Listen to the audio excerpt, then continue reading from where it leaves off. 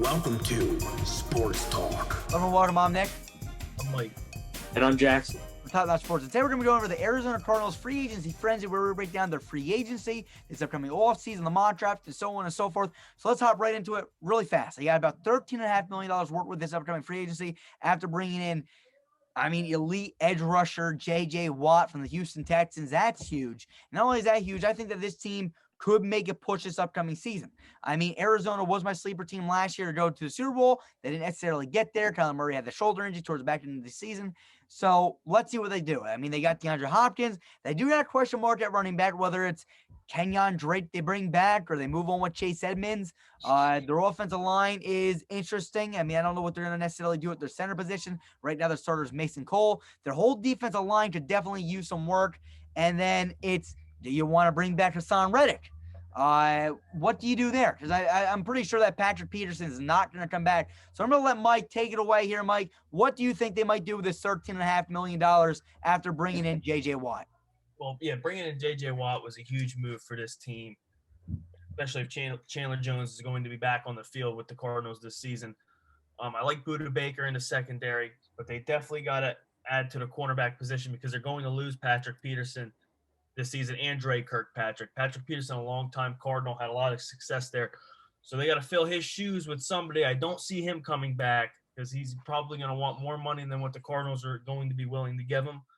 So maybe a guy that has been on their radar for a long time is J.C. Horn, a cornerback that they may draft.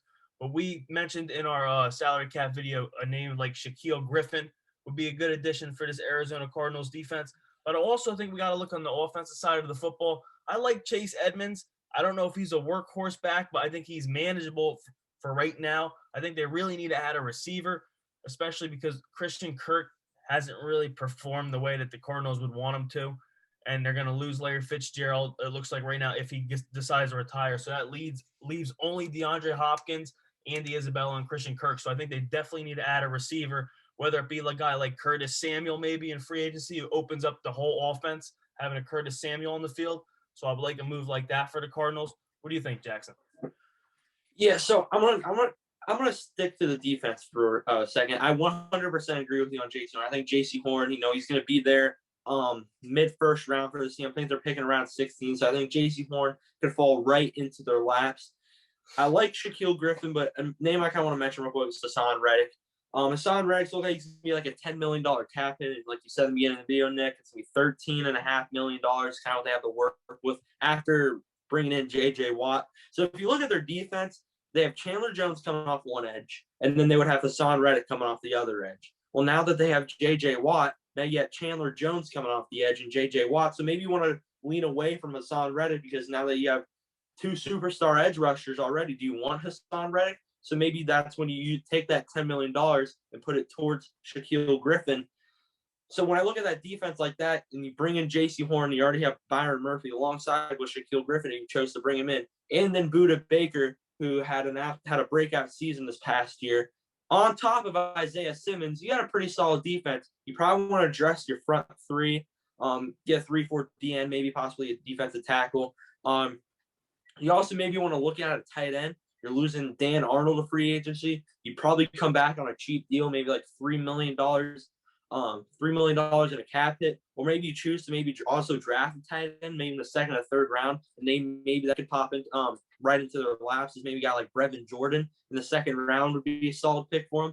But I like what you said about receiver losing Fitz. It's going to hurt this team. Larry Fitzgerald's a first ballot Hall of Famer. He's been an Arizona Cardinals entire career. He's a mentor for these young receivers. So losing him is definitely going to hurt. So maybe you want to bring in another guy. Christian Kirk hasn't really performed. And that's what I think. I want to hear what Nick's got to say, though. Absolutely. So I agree with both of you guys. You got to look at everything that you guys just mentioned. Number one thing I want to mention is the defensive line. When I said that you got to fix this defensive line, remember this team runs a 3-4 and they got J.J. Watt. So of course not him now, but you got the nose tackle and the other end. Right now I think it's Zach Allen, who is not, I'm up in the air with him. I don't really know. But look, here's what you got. And I know you guys drafted some defensive linemen last year in the draft too, I think, late in the rounds. But this is what you guys got. Mike made a mention about Curtis Samuel. Again, all these guys that we're mentioning are about that 10 to 12 to $13 million contract. So the question now becomes, which one is it? Is it Shaquille Griffin? Is it Curtis Samuel? Do they go, and if they get one in free agency, where do they attack in the draft? I mean, if they go with Curtis Samuel, do they still go with the receiver? If they go with Shaquille Griffin, maybe they go another cornerback on top of it and really build up that defensive back. I mean, right now they got Byron Murphy. Maybe they bring in Shaquille Griffin, and maybe they still draft someone like J.C. Horn, or maybe even someone like Caleb Farley might slide down the board a little bit and go to Arizona. I mean, you got to put it into perspective. It's possible. Or do you go with Curtis Samuel, like Mike said? He's another good option. He can do a little bit of everything. In Kliff Kingsbury's system, he reminds me a little bit of Kyle Shanahan. These guys really like to get creative with the offense, and it wouldn't shock me if this is a move that they went to do. So Jackson brings a good point real fast with Hassan Reddick.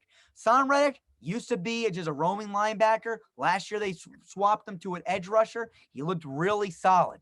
Really solid. So Jackson brings a good point, though. Now they bring in Chandler Jones. I mean, they still got Chandler Jones.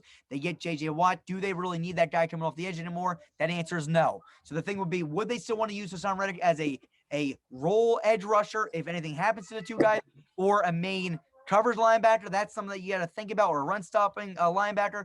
But altogether, I don't think it's worth bringing him back for $10 million. You get a Shaquille Griffin or a receiver, and you build a team this way. Mike, go ahead.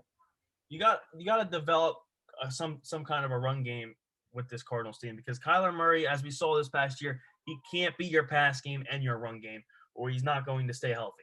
So that's why I think if you bring Curtis Samuel, that mixes so many things you can do up. You can hand the ball from him in motion. You can put him in the backfield. He's a matchup nightmare back there. He can literally take handoffs as a running back. So that's why I like adding a Curtis Samuel to this offense, which just opens so much up, and it takes pressure off of Kyler Murray, and it even takes pressure off of Chase Edmonds. Absolutely. I agree. And one more thing I want to mention, though, real fast, is the running back position. I mean, maybe they draft.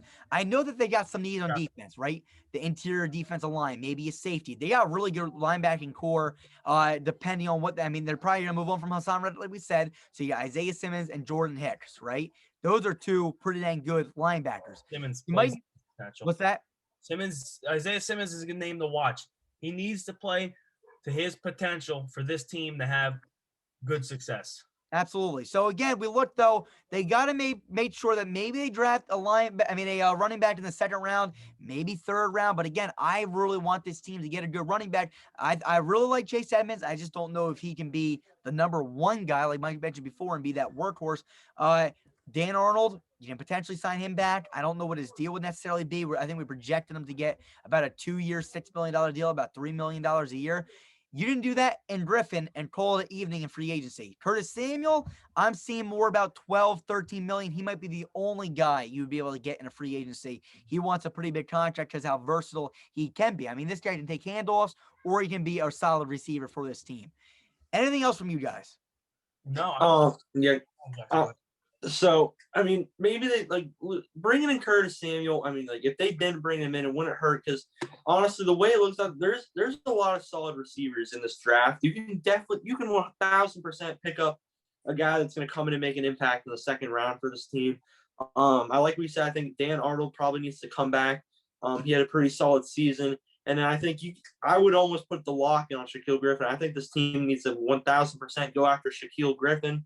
They went up against him the last couple of years. He's hurt them. So now, can't beat him, bring him in. So I think they should lock in on Shaquille Griffin, try to bring him, because you're losing Patrick Peterson. So that's they're losing some pieces, but they can definitely bring him in. I think they got to get rid of Hassan Reddick, get a running back maybe in the draft. That's all I got for this team. They got a stud quarterback in Kyler Murray. They got one of the best receivers in football. Seems to have a lot of potential. Yes, I agree with you about they can get a receiver in the second round, but they're not going to get a Swiss Army knife player like Curtis Samuel. He's a matchup nightmare from everywhere on the field, and I think that would just elevate Murray's game to an amazing level. Yeah, but think about this though. So if they brought in Curtis Samuel, that's all your money. You're going to lose Dan Arnold. You're going to have The Cardinals do not use a tight end. All right, scratch Dan Arnold then. You're going to go to the defensive side of the ball. Your cornerback is going to be J.C. Horn and Byron Murphy. The question is, because I want that guy that's proven, in Shaquille Griffin. Yeah, it questions you, but when you have a good pass rush, they can make you look good. this team is going to have. This team's going to have a good pass rush. Oh, absolutely. We'll have to wait and see what happens. This team's got they got a lot of opportunities. They can do a lot of different things. Kliff Kingsbury will have to just see what he chooses to do with this team. Absolutely. And one more thing I want to mention, Dan Arnold had a decent role on this team last year. He did have 438 yards, 4 touchdowns. I'm a fan of Dan Arnold. And one more thing I want to point out, though, is that they don't use a tight end. The Cardinals in this offense, they don't use a tight end like other offenses use the tight end in the receiving game. Yeah, no, they don't use it as much, but still 438 yards. I mean, in the grand scheme of things, that's not a very productive season for a tight end. I don't think that's that bad. I don't know if you move on from a guy like this. I don't know. I'm just saying what I think. And last but not least, another guy that they could potentially target if they didn't go the route of Curtis Samuel. They could potentially, I mean, I don't know if he was probably not still be there, but maybe if he was a slide down boards, maybe a Rondale Moore. If he was to somehow slip back or the Cardinals were to trade up, he's the only other guy I can think of that could play. I mean, he's explosive. He's explosive. Like the Curtis Samuel role. Yeah, he would be the guy to target. I mean, again, I don't know if he would be there, but that's why you might want to spend all your money on Samuel, or maybe you go the route and maybe you get the Arnold and Shaq Griffin. Who knows? There's so many options this team to do. Let us know what you guys think in the comments section below. The first round, we got you guys locked in at J.C. Horn, and then bring either the Shaq Griffin and Dan Arnold, or potentially bring in Curtis Samuel. Let us know what you guys think in the comments section below. We'll see you guys soon. Peace. We got our scouting analysis, mock draft, and then a live draft show all coming up soon. So be sure to stick around and stay tuned for that. All right, we are. No better. See you guys soon. Peace.